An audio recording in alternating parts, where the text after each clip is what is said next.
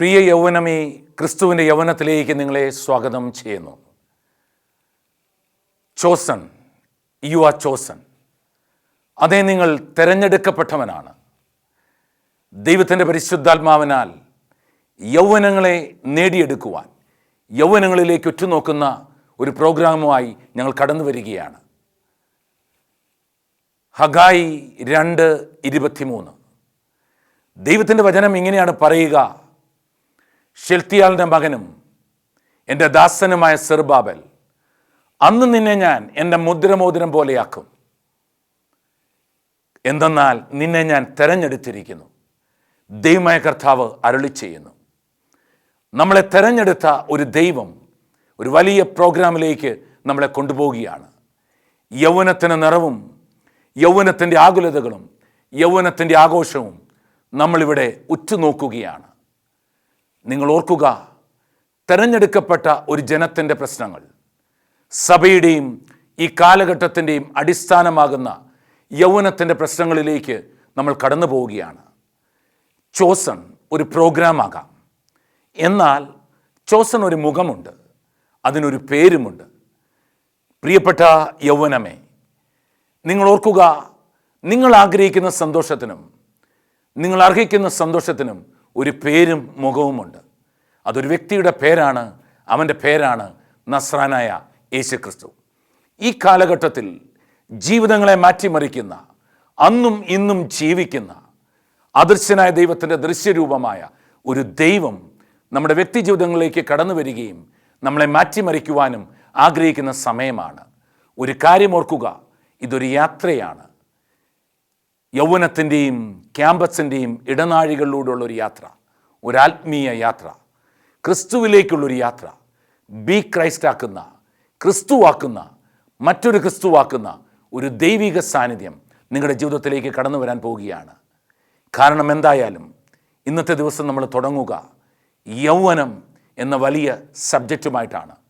നിങ്ങളുടെ ജീവിതത്തിൽ കടന്നു പോകുന്ന സകല പ്രയാസങ്ങളെയും പ്രശ്നങ്ങളെയും നമുക്ക് നേരിടുവാനുള്ള ഒരു ശ്രമമാണിത്.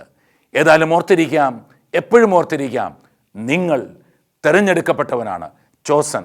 ഈ എപ്പിസോഡുമായി നമ്മൾ തുടങ്ങുകയാണ്. ദൈവം നിങ്ങളെ തൊടുവാൻ പോകുന്ന സമയം. യൗവനം എല്ലാ രാജ്യങ്ങളുടെയും ഏറ്റവും വലിയ സമ്പത്ത്. യൗവനം ഒരു വ്യക്തിയുടെ ജീവിതത്തിൻ്റെ ഏറ്റവും പ്രധാനപ്പെട്ട കാലഘട്ടം. ലോകത്തിലെ 7ാമത്തെ പ്രധാന രാജ്യം വലിപ്പത്തിൽ ഇന്ത്യയാണ്. 195 രാജ്യങ്ങൾ ലോകത്തിലൂടെ കടന്നു പോകുന്നു. അതിൽ 193 രാജ്യങ്ങളും UN മെമ്പർഷിപ്പിലൂടെ കടന്നു പോകുന്ന രാജ്യങ്ങൾ. എന്നാൽ സ്റ്റേറ്റ് ഓഫ് പലസ്തീനും ഹോളി സീ എന്നറിയപ്പെടുന്ന വോട്ടിക്കാനും 2 രാജ്യങ്ങൾ നോൺ മെമ്പറാണ്. 195 രാജ്യങ്ങളിൽ ഇന്ത്യ ജനസംഖ്യയിൽ 2ാമത്തെ രാജ്യമാണ്. 1ാമത്തെ രാജ്യമെന്ന് പറയുക ചൈനയാണ്. ചൈനയിൽ 141 കോടി ജനം ജീവിക്കുന്നു. ഇന്ത്യയുടെ ജനസംഖ്യ 136 കോടി ജനമാണ്. 3ാമത്തെ രാജ്യം അമേരിക്കയാണ്. യൗവനമേ, ശ്രദ്ധിച്ചു കൊള്ളുക, 3ാമത്തെ രാജ്യമായ അമേരിക്കയുടെ 4 ഇരട്ടി ജനം ഇന്ത്യയിൽ ജീവിച്ചിരിക്കുന്നു. ലോകത്തിൻ്റെ ജനസംഖ്യയുടെ 1/6 ഇന്ത്യയിലൂടെയാണ് കടന്നു പോവുക. ലോക ജനസംഖ്യ എടുത്താൽ 8/1 പേരും ഇന്ത്യയുടെ റൂറൽ പ്രദേശങ്ങളിലാണ് ജീവിച്ചിരിക്കുക എന്ന് നമുക്ക് വേണമെങ്കിൽ വിശ്വസിക്കാം. ഇനിയും കേട്ടുകൊള്ളുക, അമേരിക്ക, ചൈന, യൂറോപ്പ്, ജപ്പാൻ, ഈ 4 രാജ്യങ്ങളിലും ജനസംഖ്യ വർദ്ധിച്ചുകൊണ്ടിരിക്കുകയാണ്. എന്നാൽ ഓരോ 2 സെക്കൻഡിലും ഇന്ത്യയുടെ ജനസംഖ്യ 1% വർദ്ധിച്ചുകൊണ്ടിരിക്കുന്നു. അങ്ങനെ നോക്കുമ്പോൾ ഈ സകല രാജ്യങ്ങളുടെയും, പ്രത്യേകിച്ച് അമേരിക്കയും യൂറോപ്പും മറ്റുള്ള സകല രാജ്യങ്ങളുടെയും ജനസംഖ്യയെ തുലനം ചെയ്യുമ്പോൾ അവിടുത്തെ പ്രായം, ജനസംഖ്യയുടെ പ്രായം വർദ്ധിച്ചുകൊണ്ടിരിക്കുന്നു.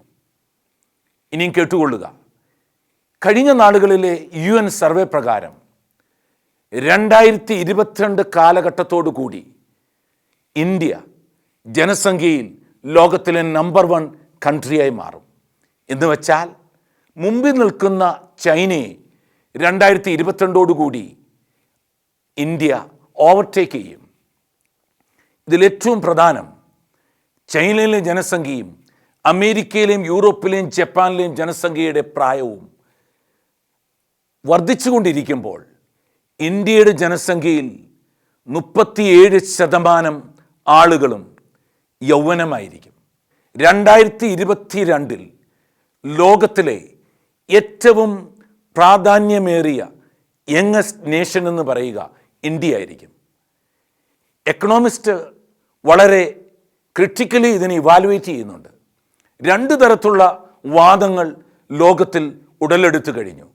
കാരണം ഒരു ഗ്രൂപ്പ് പറയുന്നു ഇത്രയും ജനസംഖ്യ യൗവനമായി വർദ്ധിച്ചാൽ അത് വളരെ വലിയ പ്രശ്നങ്ങളിലേക്ക് കാരണമാക്കും.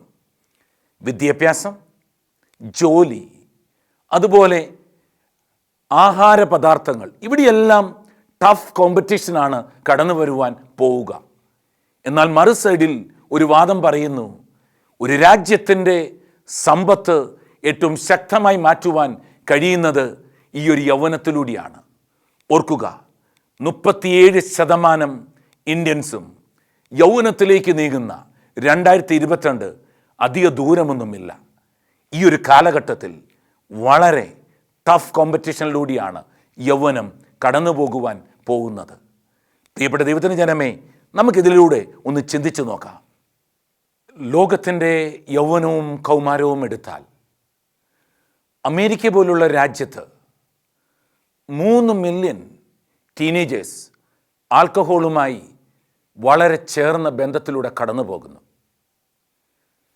1/3 സെക്ഷലി അബ്യൂസ്ഡ് ആണ്. 4 ഫിസിക്കലി അബ്യൂസ്ഡ് ആണ്. 20 വയസ്സിൽ താഴെയുള്ള പെൺകുട്ടികൾ ടീനേജ് പ്രഗ്നൻസി അത് കടന്നു വരിക 10-ൽ 3 പേരാണ്. 50% പേരും യൗവനവും കൗമാരവും സെക്ഷലി എക്സ്പോസ്ഡ് ആണ്. എന്നാൽ ഓർക്കുക, ഇന്ത്യയിൽ ഇതിൻ്റെ സാധ്യത കുറവാണെന്ന് കരുതരുത്. ഇതേ സാഹചര്യങ്ങളിലൂടെ ഇന്ത്യയും കടന്നുപോയിക്കൊണ്ടിരിക്കുന്നു. 90% 10-ൽ 9 പേരും പോണോഗ്രാഫി എക്സ്പോസ്ഡ് ആണെന്ന് സർവേ വ്യക്തമാക്കുന്നു. സെക്സും റേപ്പും വ്യക്തികളുടെ ജീവിതത്തിൽ വലിയ സാധ്യതയായി ഓപ്പണപ്പ് ചെയ്തിരിക്കുന്നു. അതിന് കാരണങ്ങൾ ഇതുപോലെ പ്രൊജക്റ്റ് ചെയ്യപ്പെടുന്ന വലിയ സാത്താനികമായ പ്രശ്നങ്ങളാണ്. ശത്രുവിൻ്റെ പേര്, നമ്മളുടെ ശത്രുവിൻ്റെ പേര് ലോകത്തിലെ ഏറ്റവും വലിയ ഹീറോ ആയി വർഷിപ്പ് ചെയ്യപ്പെടുന്ന ഒരു സാധ്യത ലോകത്തിൽ ഉടലെടുത്തു കഴിഞ്ഞു. ഈ സർവേയുടെ നടുവിലൂടെ കടന്നു പോകുമ്പോൾ എങ്ങനെയാണ് ഒരു ക്രിസ്തീയ യൗവനം പിടിച്ചു നിൽക്കുക? സങ്കീർത്തനം 119:9 വാക്യം, ഒരു യുവാവ് എങ്ങനെ തൻ്റെ മാർഗങ്ങൾ നിർമ്മലമായി കാത്തു സൂക്ഷിക്കും? വളരെ ടഫാണ്. നിങ്ങൾ എടുത്തു നോക്കിക്കൊള്ളുക. ലോകത്തിൻ്റെ വിവിധ മേഖലകളിൽ വളരെ ശക്തമായ നിയമങ്ങൾ കടന്നു വന്നു. എന്നാൽ ഓരോ നിയമവും നമ്മൾ വിചാരിക്കും നമ്മുടെ സുരക്ഷിതത്വത്തിന് വേണ്ടിയാണ് നൽകുന്നതെന്ന്. എന്നാൽ അതിലും ഉപരി ഇത് പലപ്പോഴും നമ്മളെ നെഗറ്റീവ് ആസ്പെക്റ്റിലേക്കാണ് ലീഡ് ചെയ്യുക.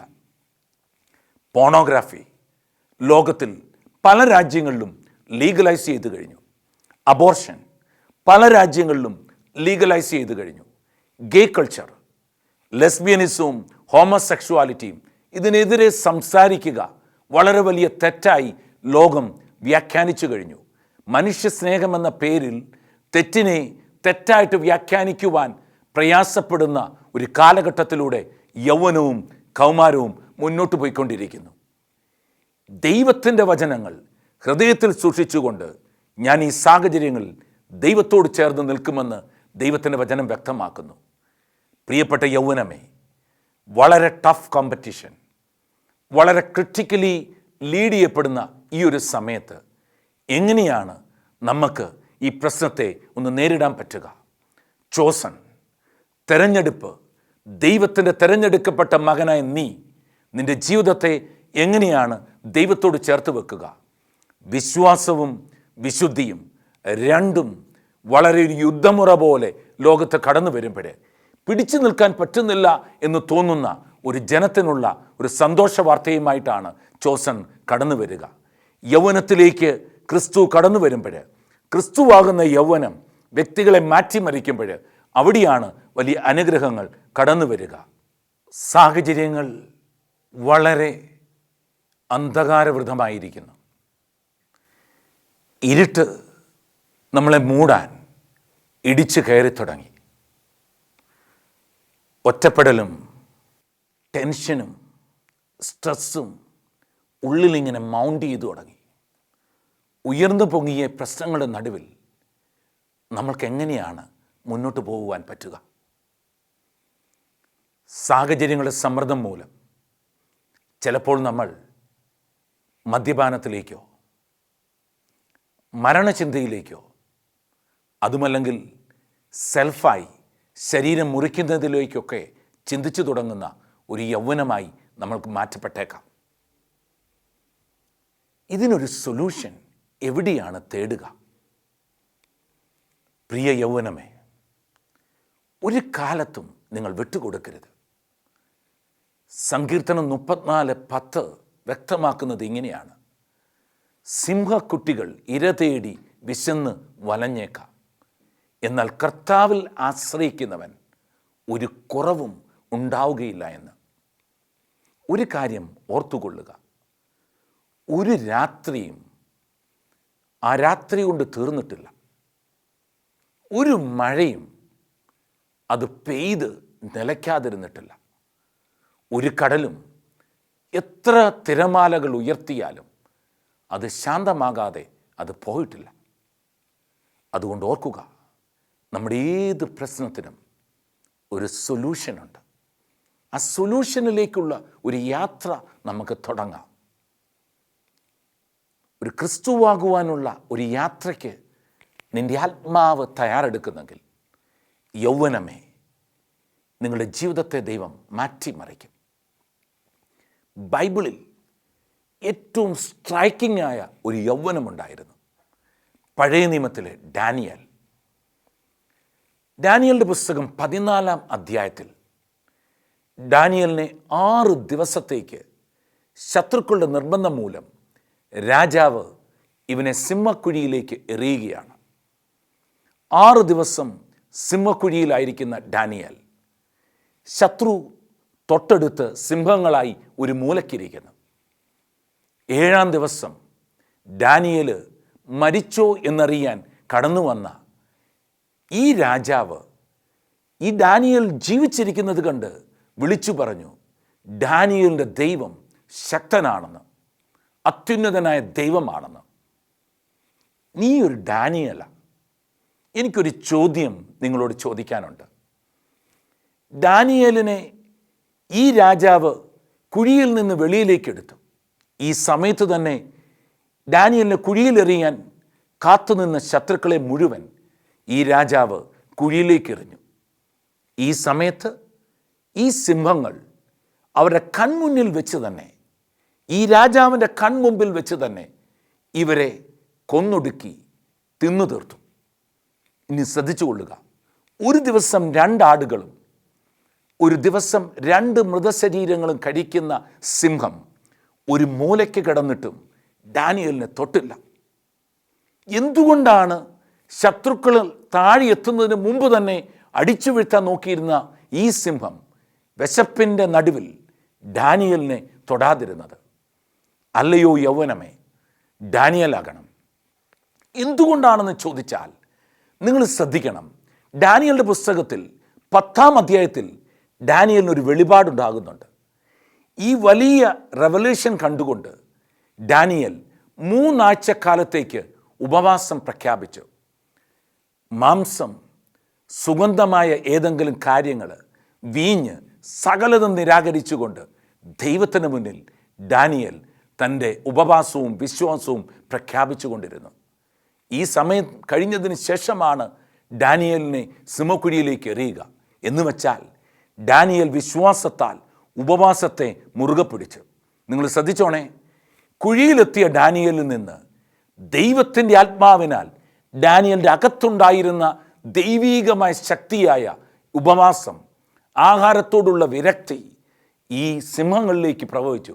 അതുകൊണ്ട് സിംഹം പോലും, ശത്രുക്കൾ പോലും ഈ ഡാനിയേലിനെ തൊടുവാൻ കഴിയാത്ത വിധം ഒരു ഉപവാസം പോലെ ഈ സിംഹം മാറ്റപ്പെട്ടു. എന്നാൽ ഡാനിയേൽ മാറ്റപ്പെടുമ്പോഴാണ് ശത്രു കടന്നു വരികയും ശത്രുവിനെ നിഹനിക്കുകയും ചെയ്യുക. എന്ന് വെച്ചാൽ ഓർത്തുകൊള്ളുക, നീ ഒരു ഡാനിയേല. ഈ പ്രശ്നങ്ങളുടെ നടുവിൽ നിൻ്റെ അകത്തേക്ക് കാത്തുവെക്കേണ്ടത് ദൈവത്തിൻ്റെ വചനവും ദൈവത്തിൻ്റെ ആത്മാവുമാണ്. ഉപവാസവും പ്രാർത്ഥനയും അതോടൊപ്പം ദൈവവുമായിട്ടുള്ള ബന്ധവും നമ്മൾ ഏറ്റെടുക്കണം. സഹനങ്ങളുടെ ഒരു കാലഘട്ടം മാത്രമല്ല, സന്തോഷത്തിൻ്റെ ഒരു കാലഘട്ടവും നിങ്ങൾക്കായി ദൈവം ഒരുക്കി വെച്ചിട്ടുണ്ട്. നമുക്കിന്നങ്ങോട്ട് ഒരുങ്ങാം. ബൈബിളിലൂടെ, ദൈവവചനത്തിലൂടെ, ദിവ്യകാരുണ്യത്തിലൂടെ നമുക്ക് നമ്മളെ ഒന്ന് ഒരുക്കുവാൻ പറ്റുമെങ്കിൽ നമുക്ക് എതിർത്തു വരുന്ന എൻട്രൻസ്, നമുക്ക് കടന്നു വരുന്ന ജോബിൻ്റെ പ്രശ്നങ്ങൾ, ജോലിയുടെ ഇഷ്യൂസ്, നമുക്ക് ടെൻഷൻ റൈസപ്പ് ചെയ്യുന്ന നമ്മുടെ ജീവിതത്തിൻ്റെ ക്രമക്കേടുകൾ, അലസതയും ജീവിതത്തോട് തന്നെ ഹെയ്റ്റും, വേണ്ട മടുത്തു എന്ന് തോന്നുന്ന സാഹചര്യങ്ങളും ക്രിസ്തുവിനാൽ നമുക്ക് എടുത്തു മാറ്റാം. ഒരു കാര്യം ഓർത്തുകൊള്ളുക, ഇന്ന് ഇറാനിൽ ഏറ്റവും പ്രധാനപ്പെട്ട സ്ഥലങ്ങളിൽ ഒരു സ്ഥലമാണ് സൂസ എന്ന് പറയുന്ന സ്ഥലം. ഡാനിയേലിനെ കുറിച്ച് പറയുന്നതിൽ ഡാനിയേലിൻ്റെ ഈ ടോംബ് എന്ന് വെച്ചാൽ ശവകുടീരം ഒരുക്കി വച്ചിരിക്കുന്ന സ്ഥലവും അവിടെ തന്നെയാണ്. പ്രിയപ്പെട്ട യൗവനമേ, ഒരുങ്ങാം. നിങ്ങളെക്കുറിച്ചുള്ള ദൈവത്തിൻ്റെ പദ്ധതി അതിശക്തമാണ്. കാരണം നിങ്ങൾ തിരഞ്ഞെടുക്കപ്പെട്ടവനാണ്.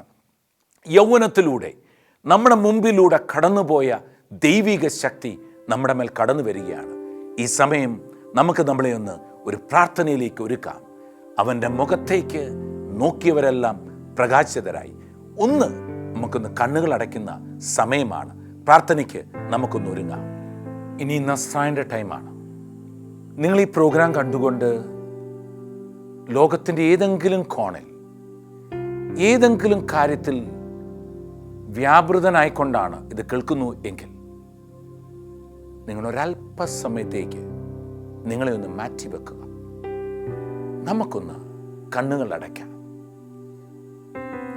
കൈകൾ രണ്ടും മാറോട് ചേർത്ത് പിടിക്കാം. ഒരു വലിയ വേദനയിലൂടെയാണോ നിങ്ങൾ കടന്നു പോവുക? പഠിക്കുവാനുള്ള തടസ്സങ്ങൾ, പ്രതീക്ഷിച്ചത് മുഴുവൻ നഷ്ടമായത്, മുന്നോട്ട് പോകാൻ പറ്റുന്നില്ലെന്ന് നിങ്ങൾക്ക് തോന്നുന്നുണ്ടോ? എല്ലാവരോടും വഴക്കും ഒറ്റപ്പെടലും ജീവിതം തന്നെ വേണ്ട എന്ന ഒരു സാധ്യതയിലൂടെയാണ് നിങ്ങൾ കടന്നു പോവുക.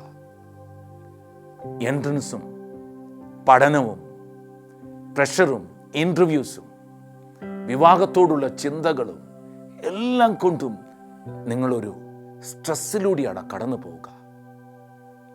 നമുക്കൊന്ന് കണ്ണുകൾ അടയ്ക്കാം.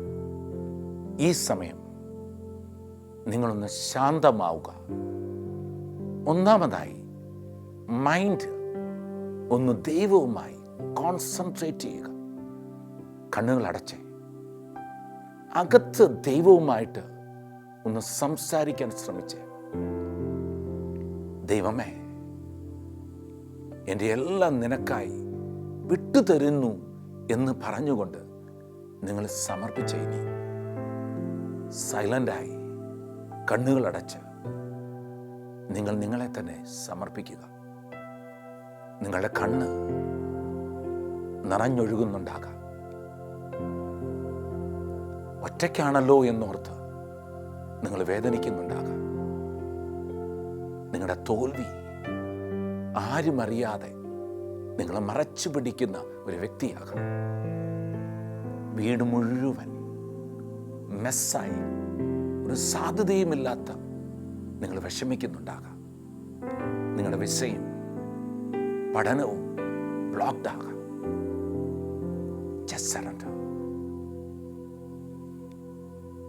ദൈവമേ, ജീവിക്കുന്ന സത്യമേ, യൗവനത്തിൻ്റെ പിതാവേ, നിനക്കെല്ലാം അറിയാം. ഞങ്ങളുടെ നൊമ്പരങ്ങൾ അറിയാം. ഞങ്ങളുടെ ജീവിതത്തിൻ്റെ എല്ലാ വേദനയും അറിയാം. നിന്റെ കരങ്ങളിലേക്ക് ഞങ്ങളെ സമർപ്പിക്കുന്നു. ഈ യൗവനത്തിൻ്റെ നടുവിൽ ദൈവത്തിൻ്റെ ആത്മാവ് കടന്നു വരട്ടെ. ഒറ്റയ്ക്കിരിക്കുന്നതും മരണത്തിലൂടെ കടന്നു പോകുന്നതും തകർക്കപ്പെട്ടവനെയും ദൈവം ഈ സമയത്ത് തൊടണമേ. ദൈവത്തിൻ്റെ പരിശുദ്ധാത്മാവേ, സ്വർഗം തുറന്ന് നിന്റെ ആത്മാവിനെ അയക്കണമേ. മാലാഖമാരുടെയും വലിയ ദൂതന്മാരുടെയും നടുവിൽ ദൈവത്തിൻ്റെ ചൈതന്യം ഈ ജനത്തിലേക്ക് ഒഴുകട്ടെ. ദൈവമേ, ഇവർ കടന്നു പോകുന്ന പ്രശ്നങ്ങളിൽ ദൈവത്തിൻ്റെ ആത്മാവ് പ്രവർത്തിക്കട്ടെ. യേശുവേ, അങ്ങേ ഞങ്ങൾ ആരാധിക്കുന്നു. യേശുവേ, അങ്ങേ ഞങ്ങളുടെ നടുവിലേക്ക് ഇൻവൈറ്റ് ചെയ്യുന്നു. നിന്റെ വലിയ സാന്നിധ്യത്താൽ ഞങ്ങളെ തുടരണമേ. ഞങ്ങളെ പരിപൂർണമായി നിനക്കായി വിട്ടുതരുന്നു. ഈ സമയം ഏതോ കോണിൽ ഈ പ്രോഗ്രാം കണ്ടുകൊണ്ടിരിക്കുന്ന ഒരാളുടെ മാതാപിതാക്കന്മാർ മരിച്ചതാണ്. കഴിഞ്ഞ നാളിൽ അങ്ങനെ കടന്നുപോയ ഈ പ്രശ്നം വല്ലാതെ ഒറ്റപ്പെടലിലും തകർച്ചയിലും ജീവിതം തന്നെ ഇനി എങ്ങനെ മുന്നോട്ട് പോകും എന്ന് കരുതി കടന്നു പോകുന്ന ഒരാളെ ദൈവം സ്പർശിച്ചുകൊണ്ടിരിക്കുകയാണ്. ഇതേ സമയത്ത് തന്നെ എവിടെയോ രോഗക്കിടക്കയിൽ ഒരു മരണതുല്യമായ രോഗം ഗൗരവപൂർണമായി കടന്നു പോകുന്ന ഒരാൾ ആ കിടക്കയിൽ ഇത് കേട്ടുകൊണ്ടിരിക്കുകയാണ്. നിങ്ങളെ ദൈവം സ്പർശിച്ചുകൊണ്ടിരിക്കുന്ന സമയമാണ്. ഒരു വ്യക്തി ഇനി മരിച്ചാൽ മതി എന്ന് കരുതുന്ന സൂയിസൈഡ് ടെൻഡൻസിയിലൂടെ കടന്നു പോകുന്നു. നിങ്ങളെ ദൈവം സ്പർശിച്ചുകൊണ്ടിരിക്കുകയാണ്. ദൈവത്തിൻ്റെ പരിശുദ്ധാത്മാവേ, നീ ചെയ്യുന്ന എല്ലാ നന്മ പ്രവർത്തികൾക്കും നിനക്ക് നന്ദി പറയുന്നു. ചോസനിലൂടെ ദൈവത്തിൻ്റെ ആത്മാവ് ഓരോ വ്യക്തികളെയും തൊടട്ടെ. ദൈവമേ, നിന്നെ ഞങ്ങൾ സ്നേഹിക്കുന്നു, നിന്നെ ഞങ്ങൾ ആരാധിക്കുന്നു. ഈ സെക്കൻഡിൽ നിങ്ങളെ പരിപൂർണമായി ദൈവത്തിന് സറണ്ടർ ചെയ്യുക. ഇങ്ങനെ പറയുക: ഇന്നു തൊട്ട് മരണം വരെ എൻ്റെ ജീവിതം നിനക്കായി സമർപ്പിക്കുന്നു. ദൈവമേ, എന്നെ തൊടണമേ, എന്നെ ഏറ്റെടുക്കണമേ. ഹല്ലേലൂയ. സമയം സമാഗതമായി. ചോസൻ വൈൻഡപ്പ് ചെയ്യാനുള്ള ഒരു ടൈമാണിത്. പ്രിയപ്പെട്ട യൗവനമേ, ചോസൻ ഒരു ക്ലാസ് റൂമാണ്. ചോസൻ ഈ പ്രോഗ്രാമിൽ നിങ്ങളെ ഒരു ഹോംവർക്കിലേക്ക് നയിക്കുകയാണ്. എന്ന് വെച്ചാൽ ഈ പ്രോഗ്രാം ഒരു ക്രൈസ്റ്റ് കൾച്ചർ യൂണിവേഴ്സിറ്റിയാണ്. നിങ്ങളെ ഒരു ക്രിസ്തീയ സംസ്കാരത്തിലേക്ക് രൂപപ്പെടുത്തുന്ന വലിയ ഒരു അനുഗ്രഹമാകുന്ന പ്രോഗ്രാം. ഇന്ത്യയിൽ 900 യൂണിവേഴ്സിറ്റികളും 40,000 കോളേജുകളുമുണ്ട്. അതിൻ്റെ നടുവിൽ വീണ്ടും ഒരു ക്രിസ്തീയ സംസ്കാരത്തിൻ്റെ യൂണിവേഴ്സിറ്റി നിങ്ങളിലേക്ക് കടന്നു വരുന്നു. മറ്റൊന്നുമല്ല, ഇന്ന് ഈ ഹോംവർക്ക് നിങ്ങളോട് ആവശ്യപ്പെടുക. നിങ്ങളൊന്ന് തയ്യാറാകുക നല്ലൊരു കുമ്പസാരത്തിനായി. മറ്റൊന്നുമല്ല നിങ്ങളിൽ നിന്ന് ദൈവം ആഗ്രഹിക്കുക, നല്ലൊരു കുമ്പസാരം. അതോടൊപ്പം ഈ വചനം ഓർത്തിരിക്കുക. ബൈബിളിൻ്റെ തുടക്കം ഉൽപ്പത്തി 1 വാക്യം തൊട്ട് 3 വാക്യം വരെയുള്ള ആ വാക്യങ്ങളെ നിങ്ങളൊരു കാണാപ്പാഠത്തിലേക്ക് കൊണ്ടുപോകണം, ബൈഹാർട്ടാക്കണം, ഒരു ഹോംവർക്കാക്കി നിങ്ങളുടെ ജീവിതത്തിൽ ഏറ്റെടുക്കണം. അതിങ്ങനെയാണ് പറയുക: ആദിയിൽ ദൈവം ആകാശവും ഭൂമിയും സൃഷ്ടിച്ചു. ഭൂമി രൂപരഹിതവും ശൂന്യവും അന്ധകാരവുമായിരുന്നു. ആഴമേറിയ ജലത്തിന് മുകളിൽ ദൈവത്തിൻ്റെ ചൈതന്യം വ്യാപരിച്ചു. കർത്താവ് അരുളിച്ചെയ്തു, വെളിച്ചം ഉണ്ടാകട്ടെ. വെളിച്ചമുണ്ടായി. വെളിച്ചത്തെ അവൻ ഇരുളിൽ നിന്ന് വേർതിരിച്ചു. വെളിച്ചത്തിന് പകലെന്നും ഇരുളിന് രാത്രിയെന്നും പേരിട്ടു. സന്ധ്യയായി, പ്രഭാതമായി. ഇതാ 1-ാം ദിവസം. ഈ ഫസ്റ്റ് പ്രോഗ്രാം തന്നെ നിങ്ങളുടെ ജീവിതത്തെ തൊടട്ടെ. ക്രൈസ്റ്റ് കൾച്ചർ യൂണിവേഴ്സിറ്റി ഒരു ഹോംവർക്കായി നിങ്ങളുടെ ജീവിതത്തിലേക്ക് കടന്നു വരികയാണ്. ചോസൻ, നിങ്ങൾ ഓർക്കുക, നിങ്ങൾ ഒരു തിരഞ്ഞെടുക്കപ്പെട്ട വ്യക്തിയാണ്. ദൈവം നിങ്ങളെ തൊട്ടുകൊണ്ടിരിക്കുന്നു. ആമേൻ.